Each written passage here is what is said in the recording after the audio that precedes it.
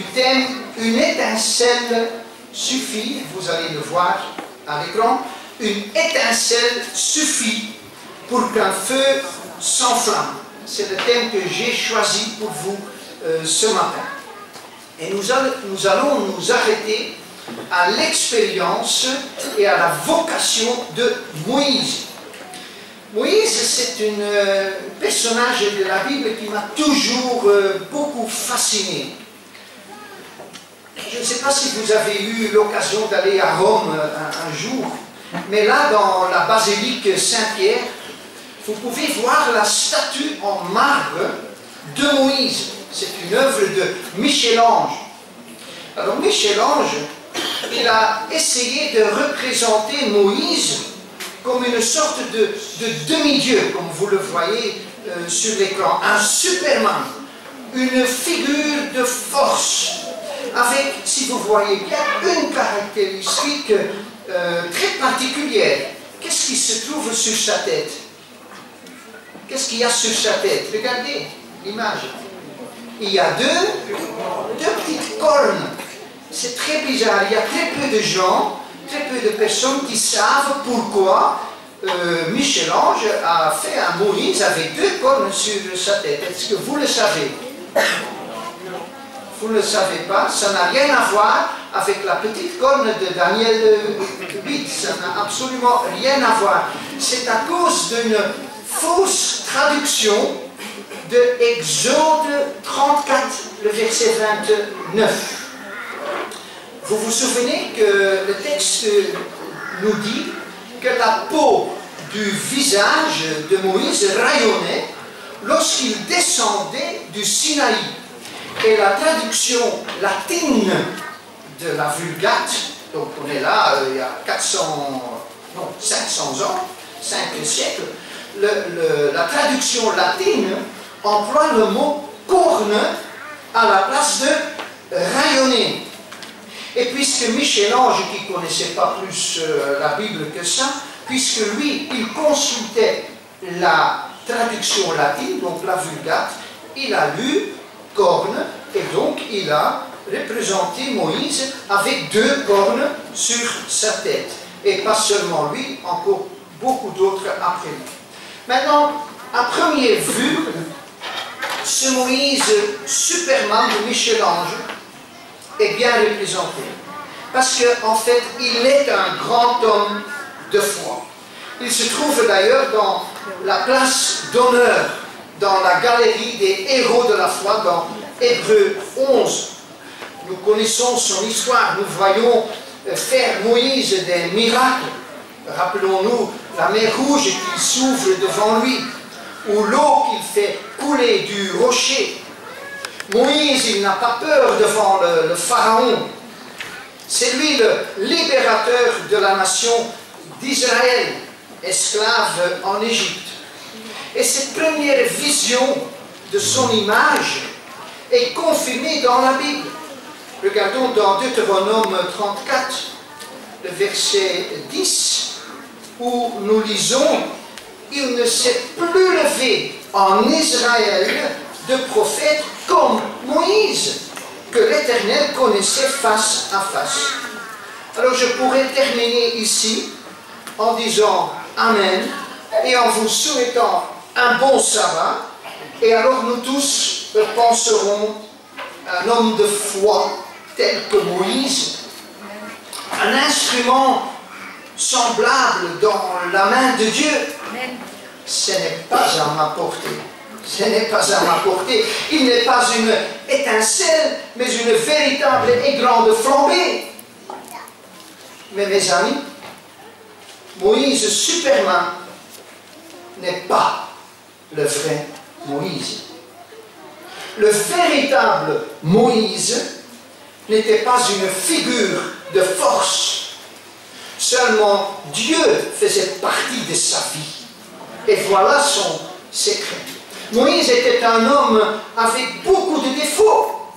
D'ailleurs, dans Exode 2, le verset 12, nous lisons qu'il était impétueux. C'est peut-être pas le Moïse qu'on apprend à nos enfants à l'école du sabbat, mais c'était un homme colérique. Il a même tué un Égyptien. aborder en détail l'expérience de sa vocation auprès du buisson ardent, nous voulons nous arrêter à son curriculum vitae, sa biographie. Et puis dans sa vie, il y a 3 phases. Les 40 premières années de sa vie sont dominées par l'influence de la cour de Pharaon. Dans le Nouveau Testament, acte 7, le verset 22, le diacre Étienne nous dit qu'en tant que petit-fils de Pharaon, il fut instruit dans toute la sagesse égyptienne. Il était puissant, et souvenez-vous ces paroles maintenant, il était puissant en parole et en acte. Moïse, qui étudie à l'université du Caire, se développe jusqu'à devenir un grand monsieur, un grand politicien, un orateur, un aristocrate, un général. D'ailleurs, l'historien Flavius Joseph, il décrit, entre autres, ses victoires sur l'Éthiopie. Et durant toute cette période, les 40 premières années de sa vie, Dieu ne pouvait pas encore utiliser Moïse dans son plan. Mais l'expérience de Moïse, son vécu à la cour de Pharaon, lui seront utiles pour le travail que Dieu attendra de lui. Nous savons que Dieu va le modeler. Ça va prendre une deuxième phase de sa vie, de 40 ans. Alors pour nous, aujourd'hui, c'est pareil. Nous ne devons, et je m'adresse surtout aux enfants, aux jeunes, nous ne devons négliger aucune formation, car nous ne savons pas ce que Dieu nous demandera demain. Amen. Donc c'est important d'étudier. Amen.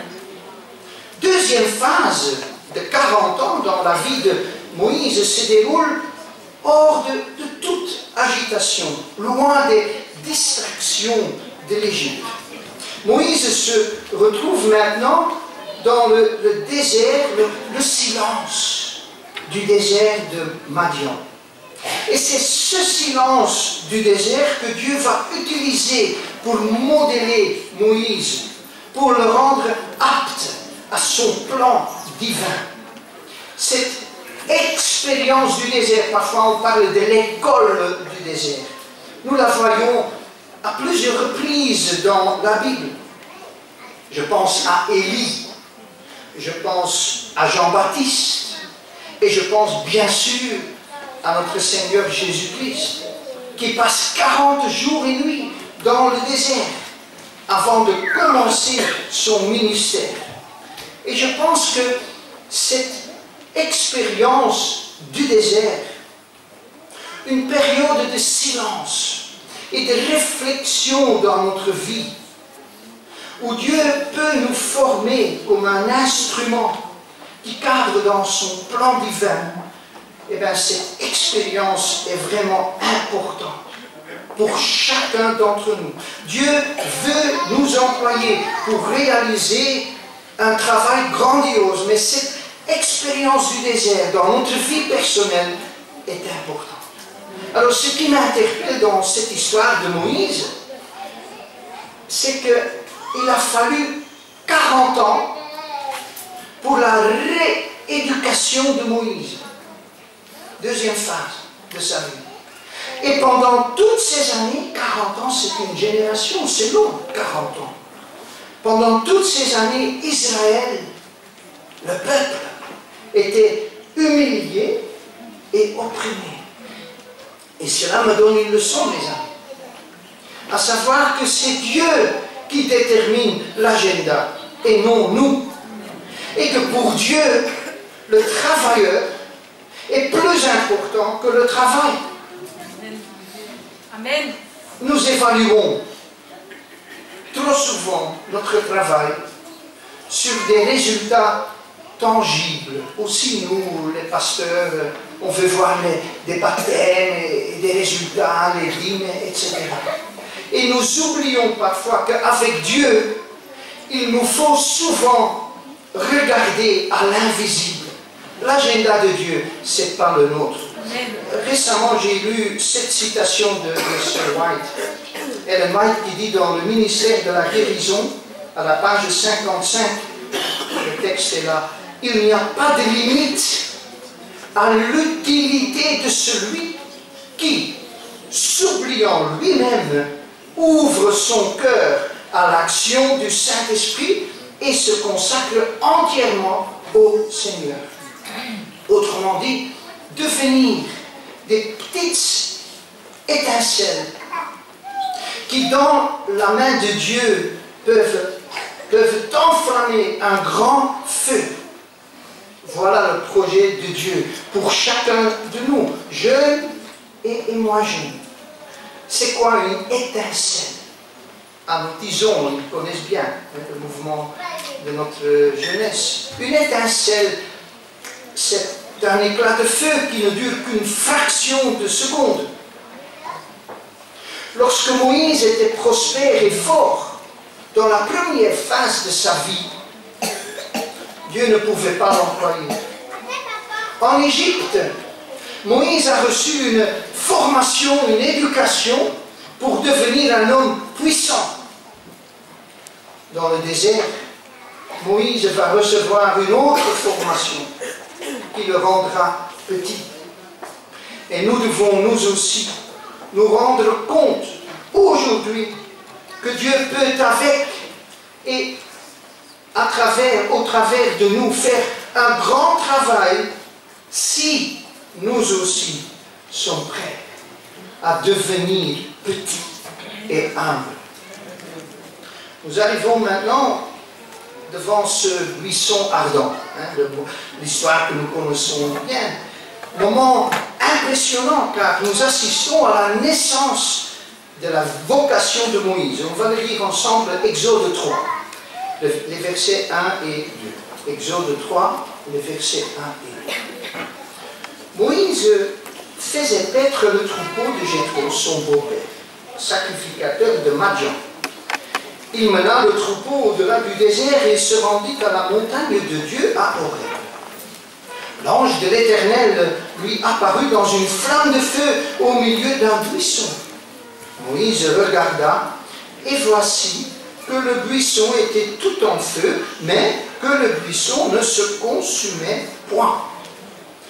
Alors, en soi, ce phénomène n'est pas si extraordinaire. Par la chaleur ardente du désert, il est fréquent de voir un buisson sec, un buisson mort, s'enflammer de lui-même. Un tout petit grain de sable, chauffé suffisamment longtemps par le soleil, peut se transformer en loupe, un ver ardent.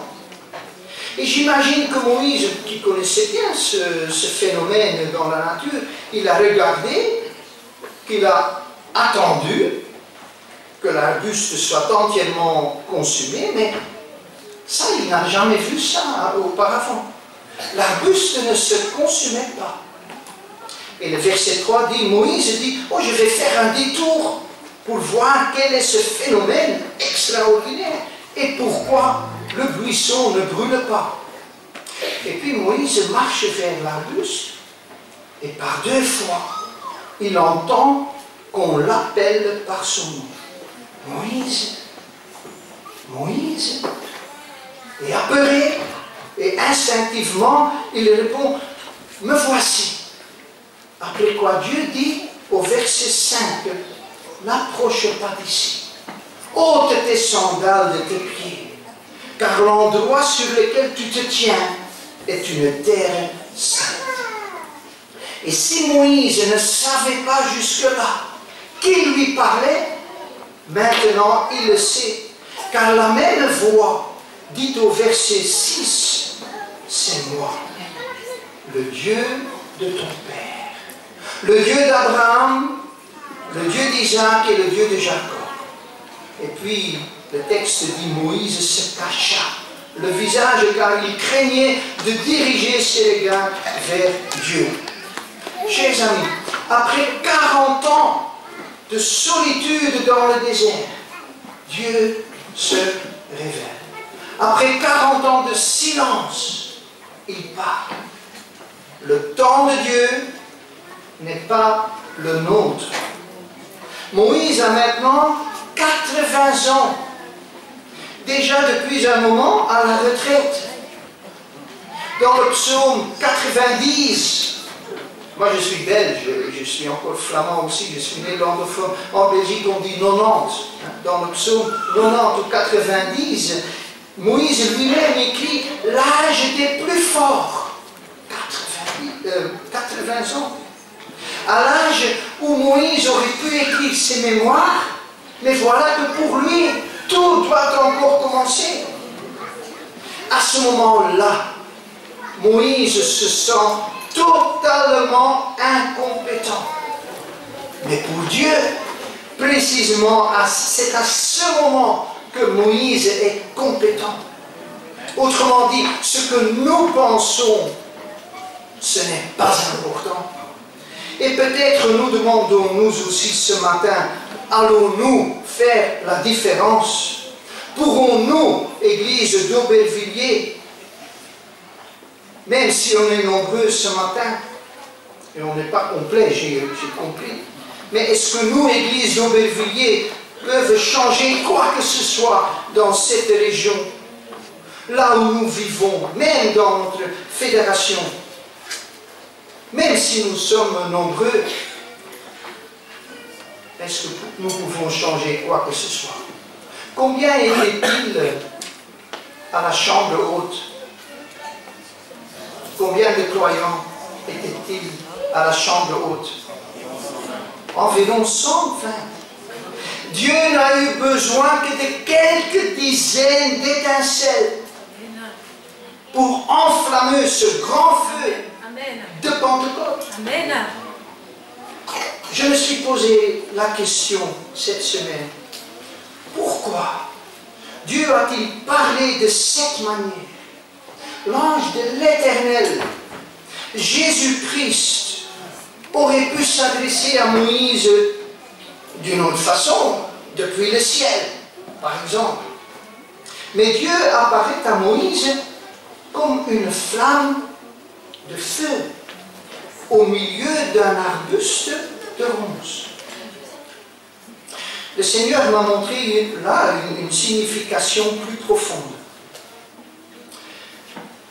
Est-ce que c'est possible que ces flammes de feu représentent Dieu et l'ange de l'Éternel? Comme par exemple, à la Pentecôte, les langues de feu symbolisaient l'Esprit de Jésus. Pas de problème théologique avec ça, je pense. Mais, si la flamme symbolise Dieu, alors que symbolise l'arbuste? Cet arbuste sec, même mort, ne représenterait-il pas Moïse? D'ailleurs, Moïse lui-même, il dit, qui suis-je? Moïse, Superman, homme fort, souvenez-vous les paroles du diacre Étienne dans Acte 7, homme fort en parole et en acte, transformé en un petit arbuste. Car le feu ne brûlait pas dans un arbre. J'ai été dans ce désert du Sinaï. Cela était possible. Il y a des acacias qui se développent un petit peu partout dans le désert du Sinaï. Il y en a beaucoup. Mais Dieu n'a pas choisi un acacia. Il n'a pas choisi un arbre. Il a choisi un buisson.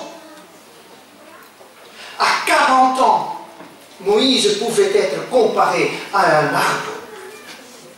Mais à ce moment-là, à 80 ans, il était totalement inapte.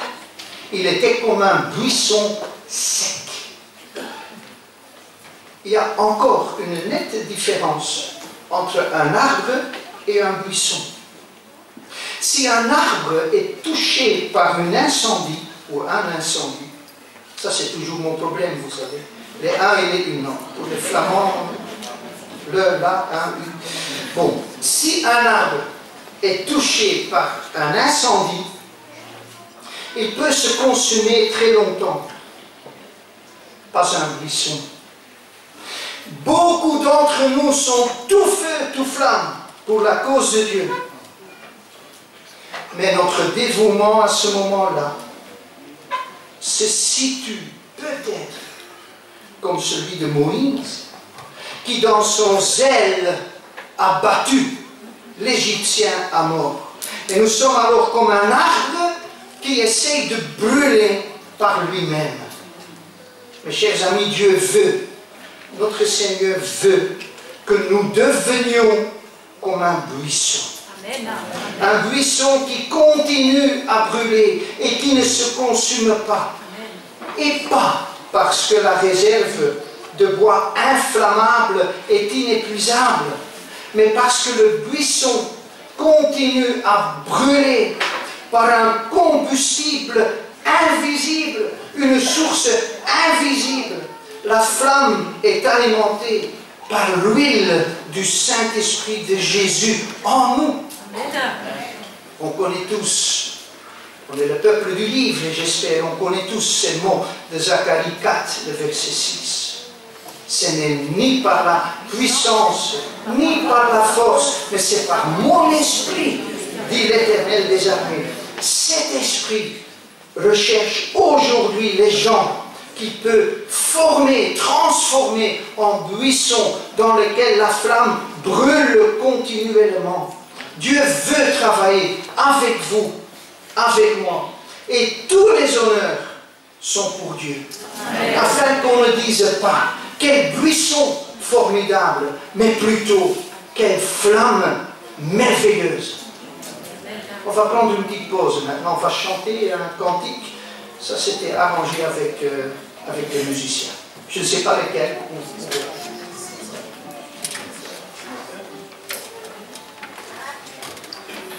Je vous invite à prendre avec moi le numéro 529 de musique. Le photo. 529. Oh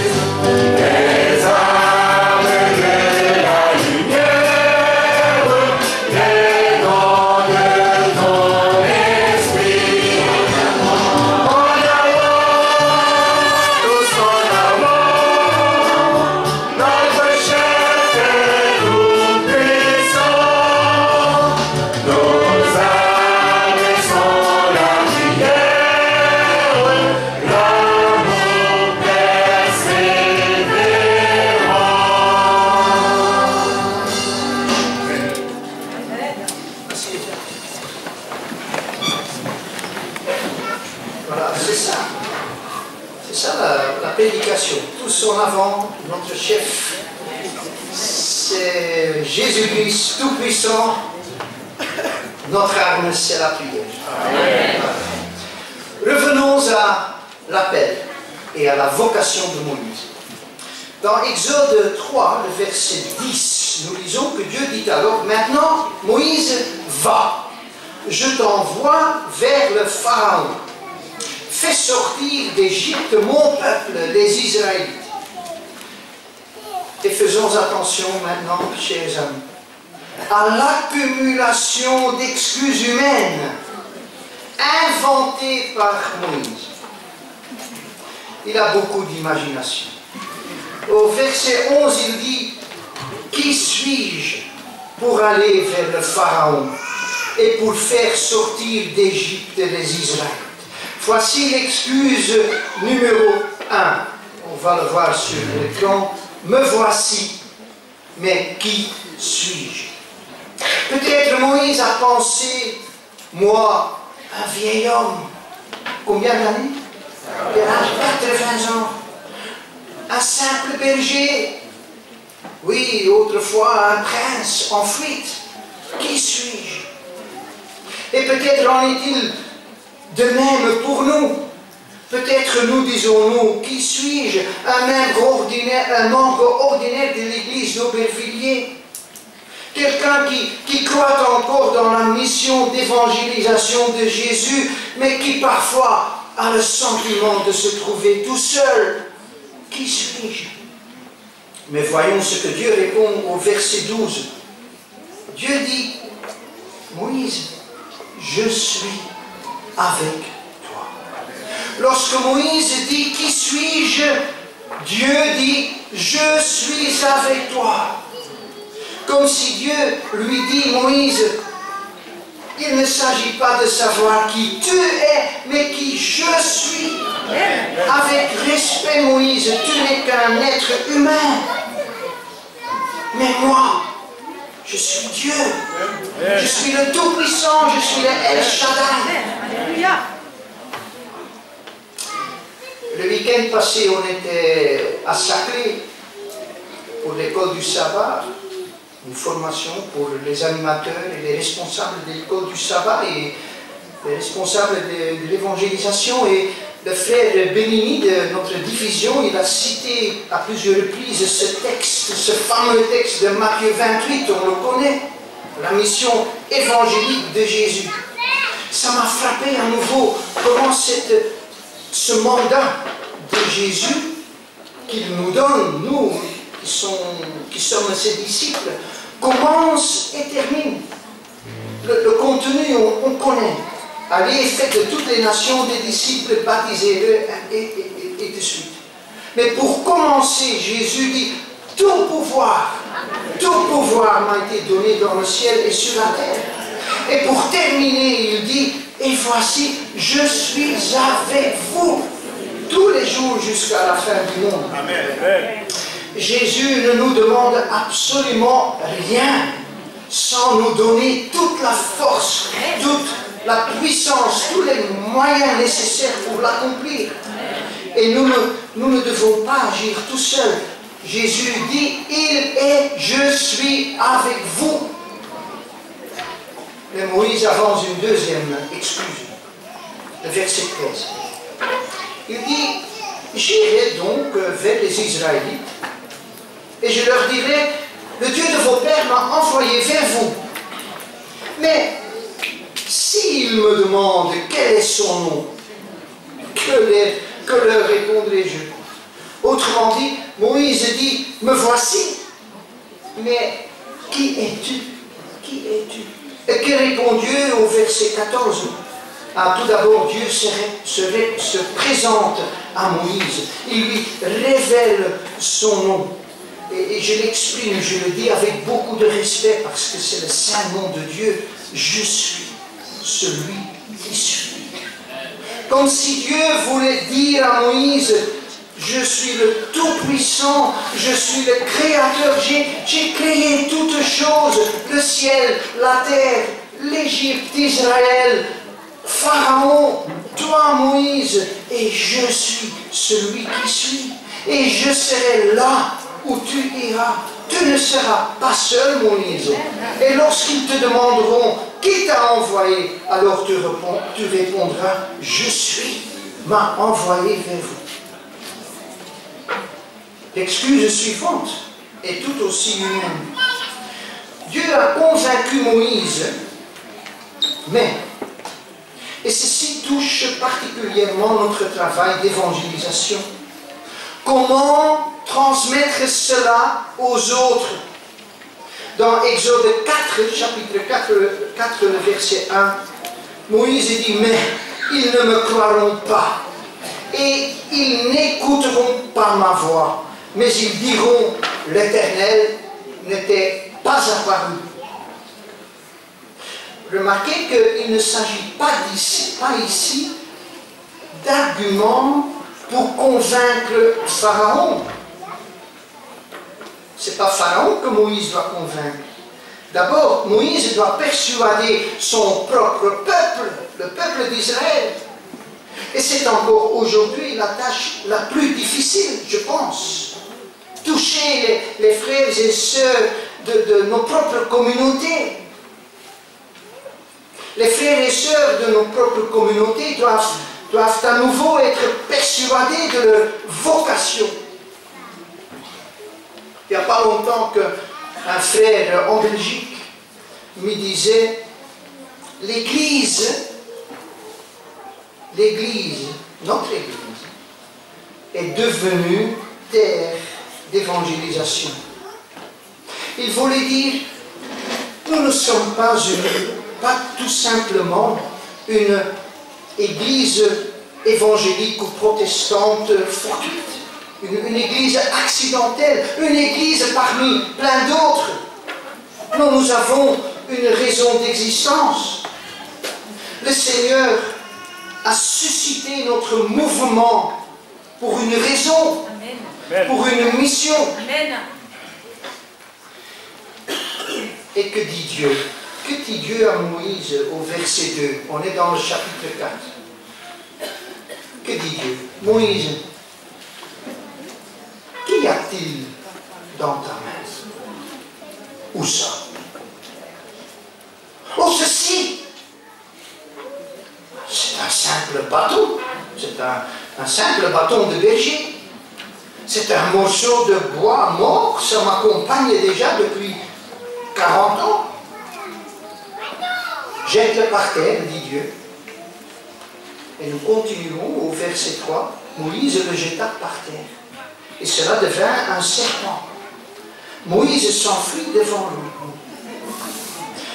Au sujet de ce bâton, je voudrais encore dire autre chose dans un instant. Mais voici la troisième excuse de Moïse. Voilà. Me voici, Seigneur, mais ils ne veulent pas m'écouter. Je veux bien m'engager, Seigneur, mais quelle est la différence? Est-ce que le jeu en vaut encore la chandelle? Et j'y crois peut-être encore, Seigneur, mais la communauté entière doit y croire. Et Moïse continue à argumenter. Nous lisons sa quatrième excuse au verset 10. Il dit, ô Seigneur, moi, je ne suis pas un homme qui ait la parole facile, car j'ai la bouche et la langue pesante. Qu'attends-tu de moi maintenant, Seigneur? Je ne sais pas parler. Même une lecture biblique, même une prière en public est déjà difficile. C'est ce que disait Moïse. Pourtant, rappelez-vous, alors qu'il avait 40 ans, qu'est-ce que le diacre Étienne disait de lui? Il était puissant en parole et en œuvre. Et c'est incroyable comment Dieu reste encore patient. Que répond Dieu à Moïse? Moïse, l'universitaire qui a terminé ses études en Égypte, il dit, dit le verset 11 et 12, Moïse, qui a donné une bouche à l'être humain? N'est-ce pas moi, l'Éternel? Va donc maintenant, c'est moi qui suis avec ta bouche, et je t'enseignerai ce que tu auras à dire. Dans les évangiles, chers amis, on ne trouve pas un autre message. C'est le même message. Ne te fais aucun souci de ce que tu dois dire. C'est Jésus qui le dit. Ne te fais pas un souci pour m'en témoigner. Je te donnerai la parole. Je te donnerai la sagesse. Mon esprit te soufflera ce que tu dois dire. Il te donnera la force et l'assurance afin de témoigner. Et maintenant, Moïse, il n'a plus aucune raison d'argumenter. Et il dit au verset 13, « Ah Seigneur, envoie qui tu voudras envoyer. » C'est son cinquième excuse. Chers amis, toutes ces excuses sont bien connues et servent encore aujourd'hui. Me voici, mais qui suis-je? C'est le diapo, voilà. Là, vous les avez tous. Me voici, mais qui suis-je? Me voici, mais qui es-tu? Me voici, mais ils ne veulent pas écouter. Quatrième, me voici, mais je ne sais pas parler. Et enfin, me voici, mais Seigneur, envoie plutôt quelqu'un d'autre. Et maintenant, Moïse dépasse les bornes. Au verset 14, nous lisons, et ça c'est pas une étincelle, c'est vraiment dans le flamme. La colère de l'Éternel s'enflamma contre Moïse. Moïse doit arrêter maintenant de protester et il doit obéir. Et Dieu pouvoir, même son frère aîné, Aaron, il est aîné de 3 ans. Il va être son porte-parole. On connaît l'histoire. Ce que j'ai appris par cette étude, c'est que nous avons un Dieu incroyablement patient. Un Dieu qui n'abandonne pas après toutes les argumentations de Moïse, mais un Dieu qui se met en route avec Moïse, même s'il a encore beaucoup de doutes. Et cela vaut également pour nous. Dieu va nous utiliser tout comme il a utilisé Moïse, avec tous ses doutes, avec tous ses manquements. N'oubliez pas, il est le je suis. Qui je suis. Il est celui qui pourvoit à tout ce qu'il demande de nous. Je pense à cette autre parole de Jésus dans Actes, le 1er chapitre, le verset 8, où Jésus dit, vous serez mes témoins. Mais il dit, avant qu'il dise ça, il dit, vous recevrez la force. En grec, le petit mot dynamis, dynamite. Vous recevrez la dynamite nécessaire lorsque le Saint-Esprit sera sur vous. Alors pour terminer, je voudrais encore revenir sur le bâton de Moïse. Ce morceau de bois mort que Moïse a peut-être utilisé pendant 40 ans comme son bâton de berger. Ce bâton deviendra un instrument formidable dans la main de Moïse. C'est une étude très intéressante à faire. Peut-être une autre fois, on va faire une prédication sur ce thème, le récit du bâton. C'est comme ça que je l'appelle. Parce que non seulement Dieu change ici le bâton en serpent, que Moïse doit saisir par la queue, mais ce bâton va jouer un rôle important lors des fléaux, des plaies d'Égypte. Chaque fois, nous pouvons lire, et vous le lisez à la maison, il ne faut pas lire tous ces textes, Moïse étendit son bâton. Chaque fois. Lorsque le peuple d'Israël et Moïse commence l'exode, lorsqu'il se trouve bloqué devant entre devant lui la mer Rouge et derrière eux la terrible armée de Pharaon, Dieu dit à nouveau, Moïse, prends ton bâton en main et élève-le au-dessus de la mer. Ouvre ainsi un passage dans la mer afin que les Israélites puissent la traverser à pied sec.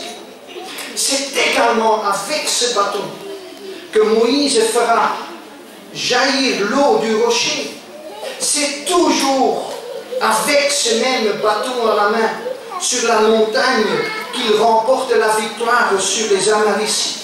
On connaît l'histoire et je ne vais pas lire tous ces textes. Mais le plus surprenant, et je veux que vous reteniez ça, le plus surprenant, c'est qu'on peut lire au début qu'il s'agit d'un simple bâton, mais qu'à partir de Exode chapitre 4, le verset 20, souvenez-vous ce texte, Exode 4, le verset 20, on parle toujours du bâton de Dieu. C'est plus un bâton, c'est le bâton de Dieu. Il ne s'agit que d'un mot supplémentaire, mais il fait toute la différence. Le simple morceau de bois mort devient dans la main de Moïse le bâton de Dieu qui accomplit des miracles. Et ce que Dieu a pu réaliser avec Moïse, l'immuable je suis qui je suis, peut encore le réaliser aujourd'hui avec vous et avec moi. Donc, Moïse n'était pas le super Moïse, le Superman de Michel-Ange. Il était un homme simple et petit, en qui le grand Dieu a fait son travail de transformation. Et vous et moi, nous pouvons, tout comme le bâton, devenir un instrument dans les mains de Jésus. Mais alors, nous devons dire aujourd'hui, ce matin, comme le prophète Ésaïe, notre frère a lu ces paroles, Seigneur, me voici, point à la ligne, plus aucune excuse, mais simplement, Seigneur, me voici. Moi, le pasteur Émile Lazare de l'église d'Aubervilliers, moi, l'ancien, moi, le diacre ou la diaconesse, moi, le membre, moi, le jeune, moi, l'enfant, me voici. Oui, touche mes lèvres impures avec la pierre ardente de ton séraphin, tout comme Ésaïe. Que le feu et l'esprit de la Pentecôte brûlent en moi aujourd'hui. Fais de nous tous une étincelle, Seigneur, une simple petite étincelle qui suffit pour qu'un grand feu s'enflamme. Amen.